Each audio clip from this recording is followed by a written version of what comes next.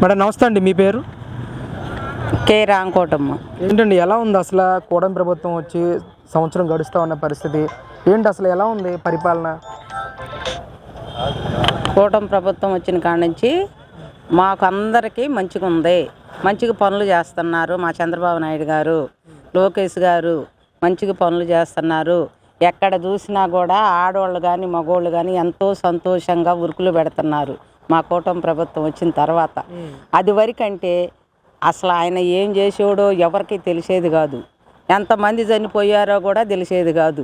అసలు ఆయన వచ్చిన 5 సంవత్సరాలు కూడా ఎంతో జనం చచ్చిపోయారు.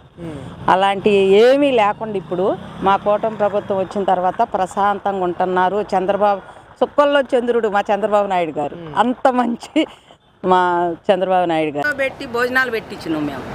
ఎంపీ గారు పంపిస్తుంటే జనం ఎంతమంది చెప్పుకున్నారో ఎంపీ గారిని. అన్ని పనులు చేసిండు ఎంపీ గారు. ఇప్పటికీ చెప్పుకుంటారు ఎంపీ గారు దేవుడని. భోజనం పెడతాండి కడుపు నిండాని. అన్న క్యాంటీన్లు ఇప్పుడు కూడా నడుస్తున్నాయి కాబట్టి చంద్రబాబు నాయుడు గారిని పొగుడుతున్నారు, మన ఎంపీ గారిని పొగుడుతున్నారు. ఎక్కడెక్కడ కూడా మాకు అసలు ఏ కొదవ లేకుండా పనులు చేస్తున్నారు ఎంపీ గారు. ఎంపీ గారు దొరకటం మాకు దేవుడు, మాకు అదృష్టం.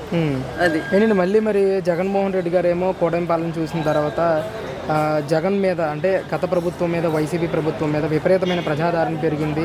మళ్ళీ జగన్మోహన్ రెడ్డిని సీఎంగా కోరుకుంటున్నారు ప్రజలని చెప్పేసి ఆయన మాట్లాడుతున్నారు. లేదండి, వాళ్ళంతా కూలికొచ్చేవాళ్ళు. జగన్మోహన్ రెడ్డి కావాలి అనేవాళ్ళు కూలికొచ్చేవాళ్ళే. వాళ్ళు నిశ్చితంగా సత్యంగా మా కూటమి ప్రభుత్వంలో వచ్చే జనం మొత్తం కూడా నీతికి వస్తున్నారు.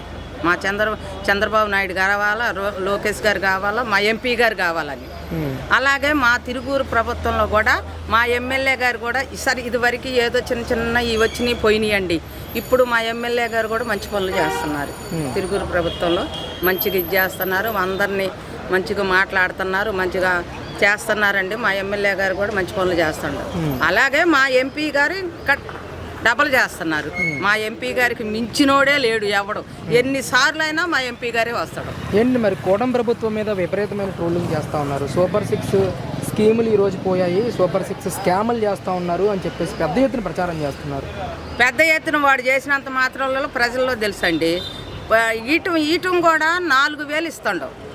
కూటమి ప్రభుత్వం 4,000 ఇస్తున్నారు మా చంద్రబాబు నాయుడు గారు.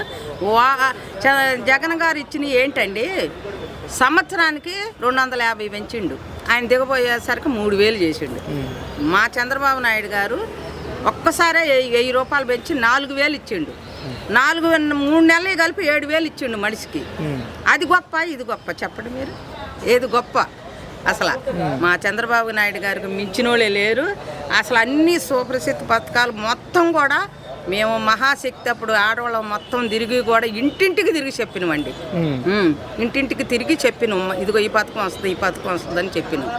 అవన్నీ నెరవేరుస్తున్నారు నిమ్మలంగా, ఏనకమాల కాదుగా. ఒక్కొక్కటి వదిలేస్తున్నారు. ఇక ఇచ్చేదేంటి, నెలకి ఆడవాళ్ళకి 1,500 వేస్తున్నారు. ఇక ఒక్కటి మా ఉచిత బస్సు అంటే ఆడవాళ్ళకి కొంతమంది నచ్చట్లేదండి. ఎందుకంటే తెలంగాణలో చూస్తున్నారు, కొట్టుకుంటున్నారు.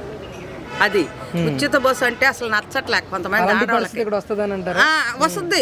ఇక్కడ కూడా వస్తుందండి కరెంట్, అది ఇక్కడ కూడా వచ్చింది, కొట్టుకుంటారు కూడా. అది కొంతమందికి నచ్చట్లేదండి. అది కానీ పెట్టాలా, ఎందుకంటే మా చంద్రబాబు నాయుడు గారు అన్నారు కాబట్టి పెడతారు. ఇక అది మరి గ్యాస్ బండ్లు ఇస్తున్నారు, ఉచితంగా ఇస్తున్నాగా. సంవత్సరానికి 4 బండ్లు ఇస్తున్నారు కండి. ఇంకేంటి ఆయన గారు చెయ్యింది? వీడు చేసింది ఏంటి? ఏమీ చేయలే. 2-3 సంవత్సరాల్లో మేము ఖచ్చితంగా అధికారంలోకి వస్తాము, చంద్రబాబు నాయుడుతో సహా ప్రతి ఒక్కరిని బోనెక్కిస్తాం, సినిమా చూపిస్తాం, బట్టలు ఉడదీస్తాం అని చెప్పేసి జగన్మోహన్ రెడ్డి గారు మాట్లాడుతున్నారు. ఈసారి ఆ 11 సీట్లు కూడా రావు. ఏమండి, ఎందుకని? అంతే. ఆయన చేసే మొన్న ఒక ముసలాయన కారు కింద చనిపోతే చూడకుండా వెళ్ళిపోతాడు. అలాంటి జనం మొత్తం చూశారండి. ఎంతమందిని చంపిండు, ఒక డాక్టర్ని నడి బజార్లో చంపించిండు. ఇలాంటివన్నీ ఉన్నాయండి. ఈసారి ఆ 11 సీట్లు కూడా రావు జగన్ గారికి. అది